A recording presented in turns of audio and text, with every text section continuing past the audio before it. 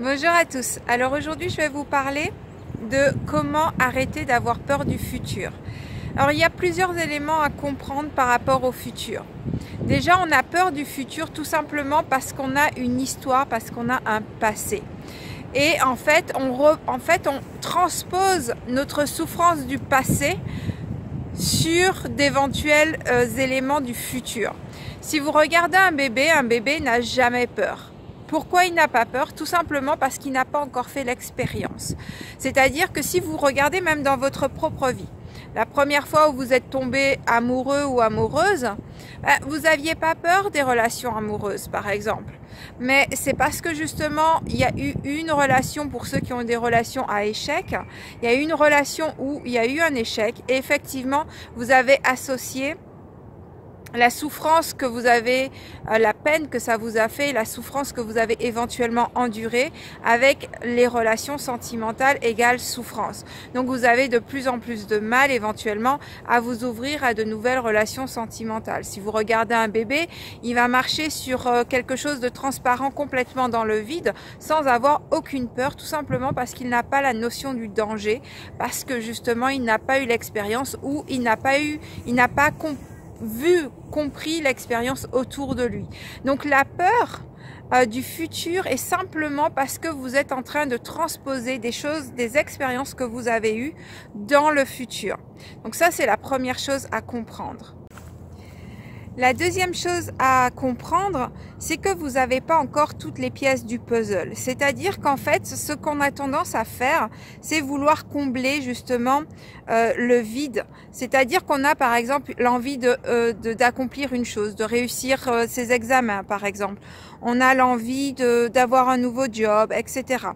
Et en fait, on ne sait pas exactement comment ça va se mettre en place. Donc ce que l'on va faire, c'est qu'on va essayer de combler ce vide en imaginant à partir de ce que l'on connaît déjà, donc à partir de notre passé. Donc si le passé a été souffrance, imaginons que vous voulez réussir par exemple votre bac plus 5. Si vous avez eu des difficultés par exemple durant votre 4e année, vous allez plutôt projeter comment ça s'est passé l'année d'avant sur comment je vais faire pour valider ma 5e année. Et donc en fait, c'est pas juste parce que vous ne savez pas exactement en réalité comment ça va se passer.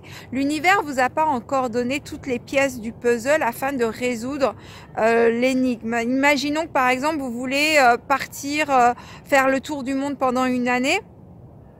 Mais par exemple, vous allez dire, mais j'ai pas encore l'argent, c'est difficile de gagner de l'argent, etc., etc. Et en fait, vous savez pas comment ça va se réaliser et vous cherchez à contrôler la façon dont ça doit se réaliser. Et c'est ça qui fait le blocage. Donc, tout simplement, ce qu'il faut faire, c'est lâcher prise et faire ce que vous pouvez faire aujourd'hui. Donc, en fait, c'est vraiment se remettre dans le présent et ne pas passer son temps en fait dans cette espèce de fossé qu'on ne contrôle pas réellement. Donc en fait, tout simplement, imaginons que vous voulez faire le tour du monde, mais qu'est-ce que vous pouvez mettre en place là tout de suite? Vous n'avez pas encore les sous, c'est pas grave. Ce que vous pouvez faire, c'est faire des recherches. Quels sont les pays, par exemple, que vous souhaitez visiter? Désolé, il y a un peu de vent. Donc quels sont les pays que vous souhaitez visiter? Quels sont les endroits dans ces pays-là, les villes, quel est le parcours que vous voulez faire? Donc ça, il n'y a pas besoin d'argent pour ça, vous avez juste besoin d'internet et de votre ordinateur. Et vous pouvez, si vous n'avez pas internet et pas d'ordinateur, vous pouvez aller à la bibliothèque ou vous pouvez aller n'importe où gratuitement ou pour très peu d'argent. Donc voilà, donc c'est faire ce que vous pouvez faire aujourd'hui tout en gardant bien en vue ce que vous voulez réaliser sur du long terme. Donc en fait, ce qu'il vous faudrait faire, c'est écrire tout ce que vous voulez réaliser, les petits comme les grands objectifs. Donc peu importe ce que c'est, même si c'est par exemple avoir une meilleure alimentation, vous l'écrivez. Vous écrivez tout ce qui vous fait du bien dans la perspective du futur. C'est-à-dire vous vous concentrez vraiment sur si je réalise ça, je me sentirai comme ça. Et voilà, donc vous vous projetez vraiment dans ce futur que vous voulez voir, mais vous le faites de façon positive sans vous calquer sur votre passé. Et comment faire pour régler cette histoire de passé? C'est vous rendre compte tout simplement que votre peur, ce que vous mettez comme peur pour le futur vient de votre passé. Donc c'est faire la paix avec ce passé-là afin de vous aider justement à ne plus faire de projection des événements que vous avez pu vivre dans le passé sur votre futur potentiel. Sachant qu'il faut pas, pareil, il y a une chose que beaucoup de personnes ont tendance à faire, c'est quand il arrive quelque chose, ils mettent une notation, ça c'est positif, ça c'est négatif. Et si vous faites un retour sur votre vie, vous allez voir que des choses que vous pensiez positives, finalement, n'ont pas été si positives que ça pour vous sur le court ou long terme.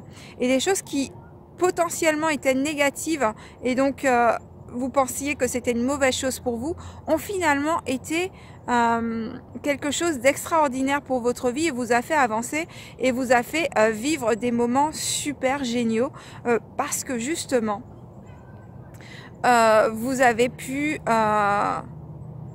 embrasser cette période difficile et connu cette période difficile.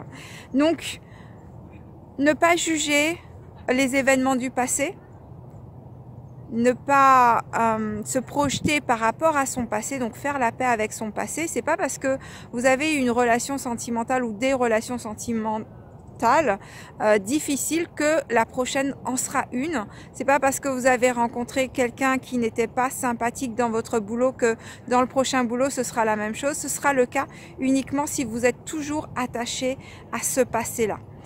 Sinon, autrement, vous pouvez créer quelque chose de nouveau et de totalement différent. Donc voilà comment dépasser votre peur du futur, donc de ne pas faire de fausses projections dans votre futur par rapport à votre passé et par rapport au fait que vous n'avez pas encore tous les éléments pour savoir exactement comment ça va se réaliser. J'espère que cette vidéo vous aura aidé. Je vous remercie d'avoir regardé. Je vous dis à très bientôt. Bye bye.